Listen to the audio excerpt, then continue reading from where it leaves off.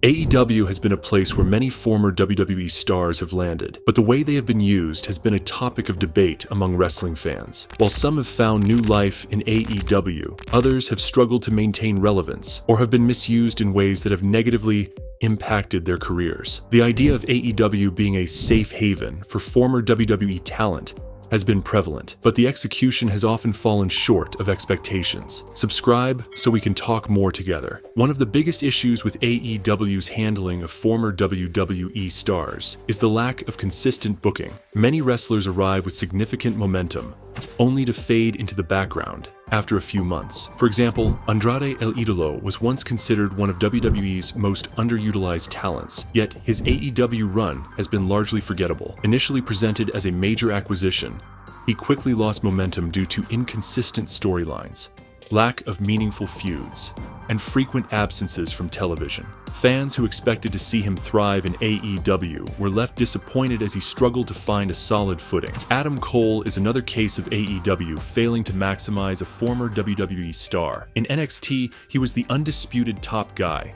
leading the Undisputed Era and putting on Match of the Year level performances regularly. His AEW debut was huge, and it seemed like he was on the path to greatness. However, he was quickly placed in a comedy-heavy storyline with the Elite that diminished his aura as a serious competitor. While he eventually moved into a more serious feud, his overall trajectory in AEW has not matched the level of success he had in WWE's NXT. One of the biggest mistakes AEW has made with former WWE stars is not differentiating them enough from their past selves, while also failing to make them feel special. When someone debuts in AEW, there is often an initial buzz, but the company struggles to sustain it. Many former WWE stars arrive with big expectations, only to get lost in the shuffle due to AEW's already bloated roster. Unlike WWE, which carefully builds up stars over time, AEW has a habit of introducing multiple major signings within short periods, making it difficult for any single wrestler to stand out. Another problem is that AEW often allows former WWE stars too much creative freedom,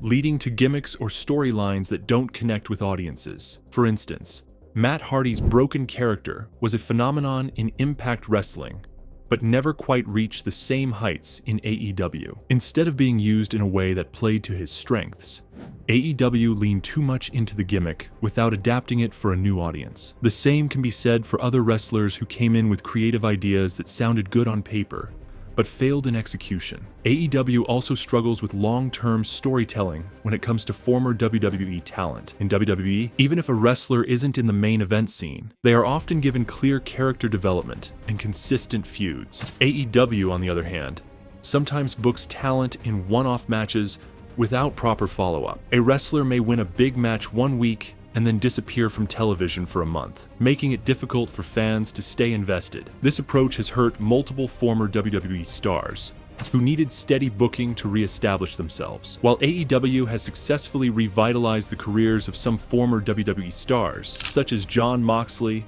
and Bryan Danielson, these cases are exceptions rather than the rule. Moxley's success is largely due to his ability to reinvent himself and maintain a strong presence on television, while Danielson's technical prowess ensures he remains relevant regardless of booking. However, for many other ex-WWE stars, AEW has been more of a step sideways, or even backward, rather than a leap forward. Another issue is AEW's tendency to book former WWE stars against each other, rather than integrating them into feuds with homegrown AEW talent. This creates a situation where the roster feels divided between former WWE wrestlers and AEW originals. Instead of elevating both sides, this booking approach makes it seem like former WWE stars are operating in their own separate world. This prevents them from truly becoming part of AEW's identity and limits their ability to grow within the company. Some might argue that AEW simply has too many wrestlers to properly utilize all of them, but that doesn't excuse the poor booking choices. Wrestlers like Samoa Joe,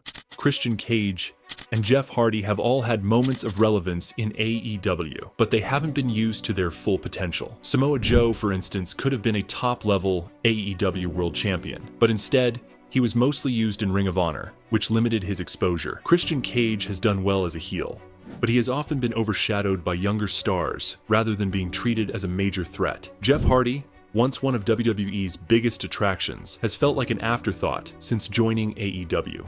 AEW's booking philosophy often prioritizes long matches over compelling character development, which has negatively impacted former WWE stars who thrived in a more structured environment. While match quality is important, storytelling is what truly makes a wrestler feel like a star. Many of AEW's ex-WWE wrestlers have had great matches, but without meaningful feuds and consistent character arcs, those matches don't lead to long-term success. This lack of narrative focus has been a major reason why so many former WWE talents have failed to reach their full potential in AEW. In addition to booking issues, AEW has also struggled with properly marketing its former WWE stars. WWE is a global brand that knows how to present its wrestlers as larger-than-life figures. AEW, on the other hand, has a more niche audience and often relies on in-ring performances rather than storytelling and character work to sell its stars. This approach works for some wrestlers, but fails for others who need strong character presentation to remain relevant. Many WWE wrestlers have made the transition to AEW over the past few years, and the reasons behind these moves are diverse. While WWE remains the biggest wrestling company globally,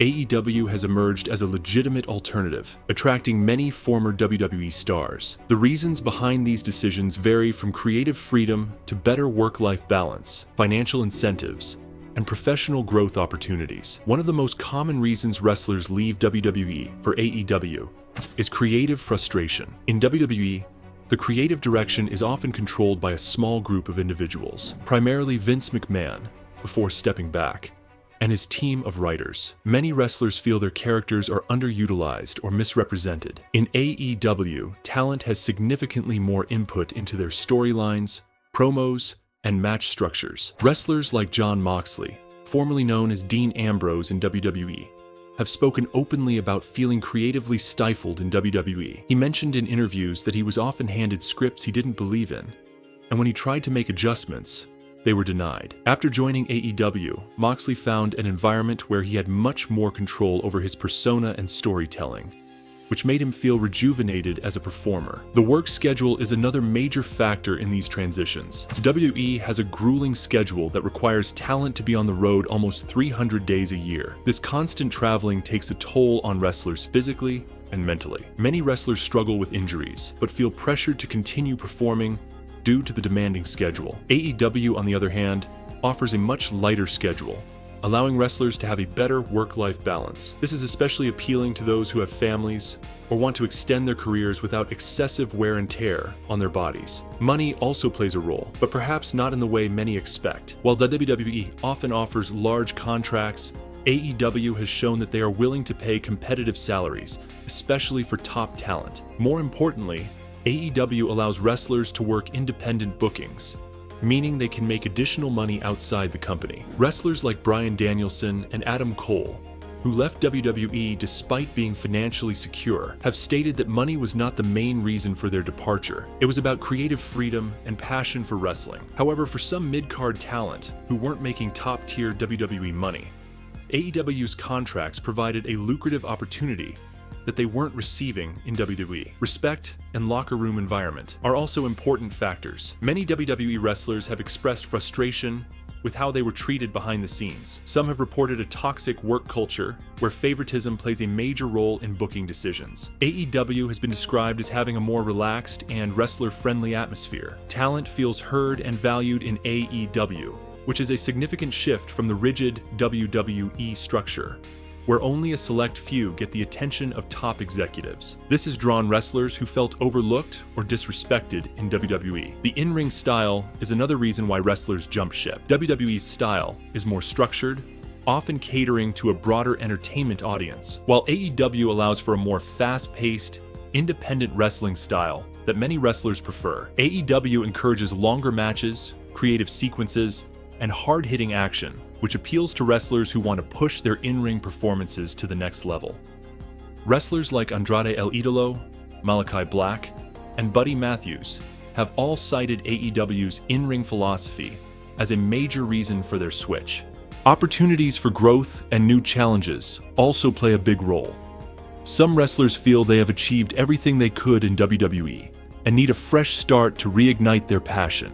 Chris Jericho, one of AEW's first major signings, had already done everything possible in WWE multiple times over. He saw AEW as a chance to build something new and help establish a fresh brand. The same goes for wrestlers like Christian Cage, who returned from retirement but didn't see WWE providing him with the same level of opportunity that AEW did. By moving to AEW, wrestlers can try new things, face different opponents, and avoid becoming stale in their careers. For some, the decision is also about proving their worth.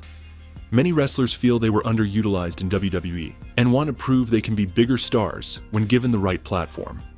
A prime example is Cody Rhodes, who left WWE after feeling undervalued and later helped establish AEW as an executive and top performer. His success outside WWE forced the company to acknowledge his value, leading to his eventual return on much better terms. Ultimately, AEW has not ruined every former WWE star, but it has certainly failed to maximize the potential of many of them. The company's inconsistent booking, lack of long-term storytelling, and failure to integrate these wrestlers into the AEW ecosystem have resulted in many former WWE talents feeling like afterthoughts.